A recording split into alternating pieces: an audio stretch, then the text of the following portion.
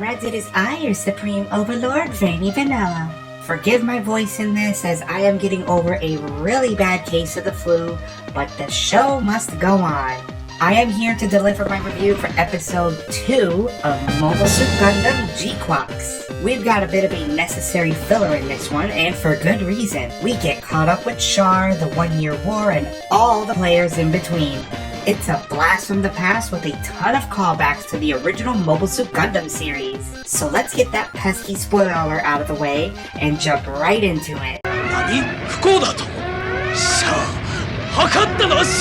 Before I get started, I have to say the opening sequence is not much to write home about. Nothing besides the GQuuuuuuX and the Red Gundam fighting side by side hints at anything. I still can't stand the song, and the green just hurts my eyes. It's like looking at a really bad green screen sometimes.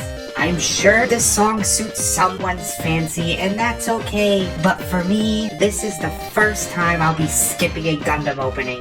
Now, when I say there's a ton of callbacks, I mean there are a ton. Shot for shot, frame for frame. Word for word, bar for bar! So remember how Denim, Jean, and Slender went outside 7? Now it's Char, Denim, and Slender. Looks like Jean Zaku is out for repairs, and they made sure to say that. I guess you get to live in this universe, Jean.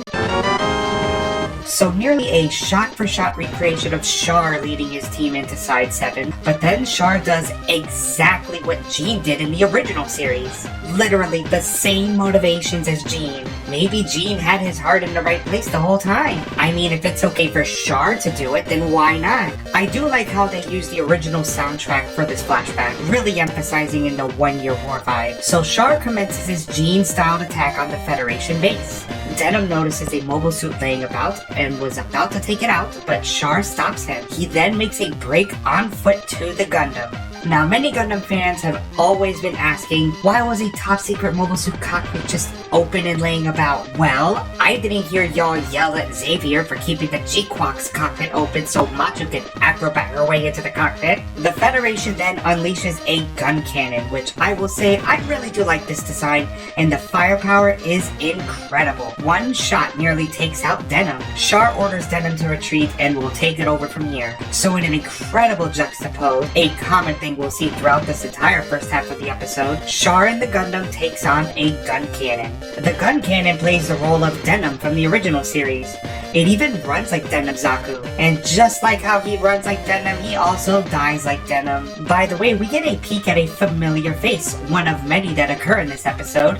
Tem Ray, Amuro's father. Where is that little rascal anyways?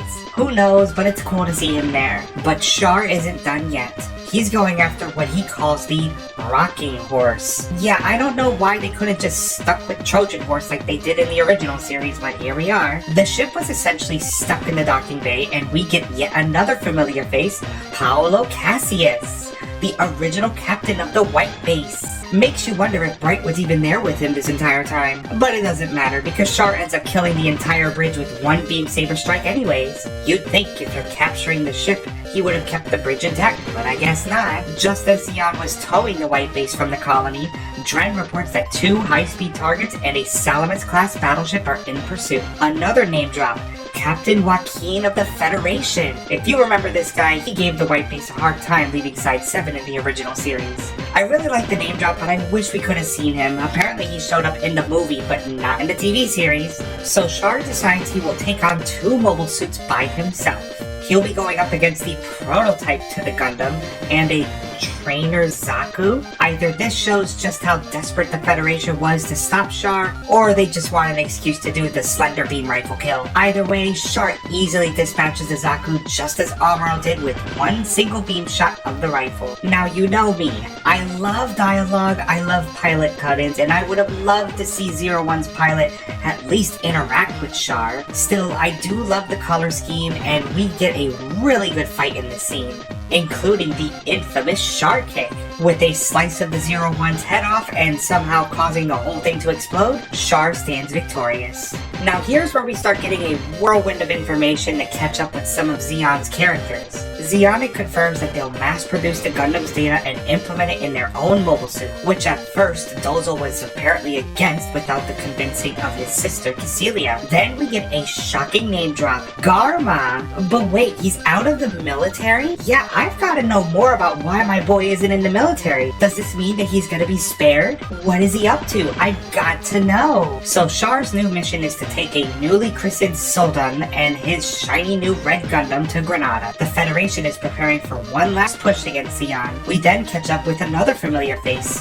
Dr. Flanagan. We're hitting everybody in this, aren't we? He talks to Char about new types, and when asked if there are other new types, Shalia Bull? Now what in the hell is going on here? They gave Shalia the Bishonen hair? We have Shamuro, we have Sharma, and now we have Charlia? By the way, just as Dozel was brought up earlier, now he's dead. Died on Solomon. Shalia does mention Giran's goofy supervillain plans with mobile armors and the solar ray, but Char's path to Zeon's victory is different. He plans to use a new Alpha Psychomu installed in the Gundam and the devastating power of its bits. I told you, it's a whirlwind of information. We're essentially cramming several episodes of lore in the span of 5 minutes. It's a lot of jumping around, but just roll with it. Later on, Char and Shalia share a drink and we get a glimpse at Char's true nature. He can sense conflict within Shalia, being torn between Giran and Cecilia. The Zabi power vacuum is alive and well, but Char offers a third route, himself. He suggests Shalia teams up with him. Don't you fall for those devilish charms, Shalia. We all know Char will stab anyone in the back to get what he wants. Don't be the Garma in this situation. Anyway, so much like Lala using the Elmeth to wipe out the Federation fleet, Char does the same thing with the Red Gundam and its bits. This is Shalia's first time witnessing such a weapon, and it doesn't go unnoticed. Lady Cecilia bears witness to the power of the Psychomu. Lady Cecilia, my beloved.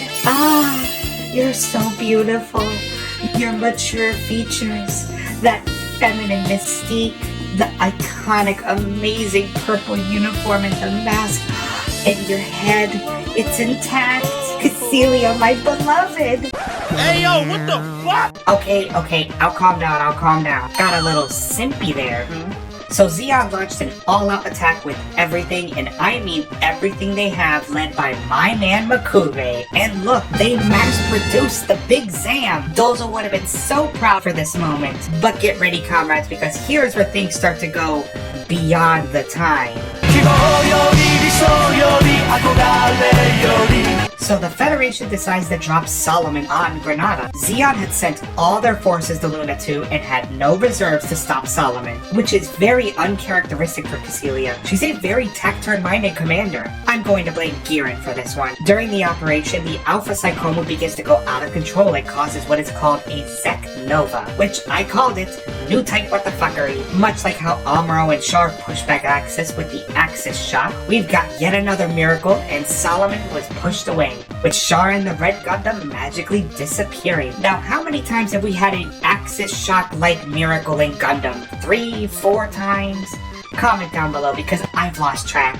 With the loss of Luna 2 and Solomon, the Federation gives up the war effort, taking all their toys and just going home. They sign a truce, and thus Zeon wins the 1-year war. And since the disappearance of the Red Gundam, Shalia has made it his life mission to find Char and that Gundam. And that leads us right into episode 1. It's a bit backwards, but we got all that finally and out of the way. Oh my goodness, what an episode. From what I read, it's pretty much the Cliff Notes version of what happened in the compilation movie GQuuuuuuX The Beginning. I never got to see it, so I do feel like I'm missing out on some context, but maybe in due time they'll just release it. Come on, release the thing. Not everyone can go to the movie theater. Give us what we want. As for episode 2 of GQuuuuuuX, the callbacks in the original series were fun, though I feel like it was only half of the episode with the rest of the episode rushing to explain things. But I get it, we have a certain amount of episodes and we can never expect a 50-episode Gundam series anymore. It's going to be interesting to see just how Machu falls into play with all this.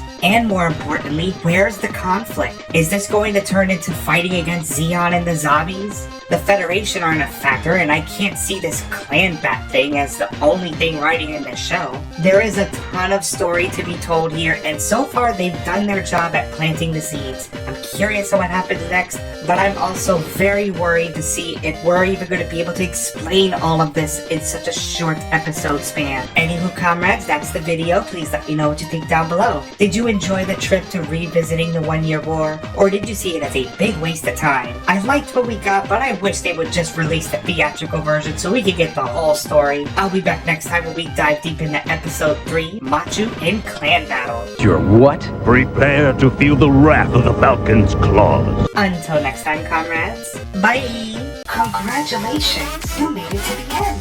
The cringe is over, unless you want more. Do it. Click those videos in the box. Do it. Do it! Before they take all this aboard that rocking horse-shaped warship in the port, let's destroy it.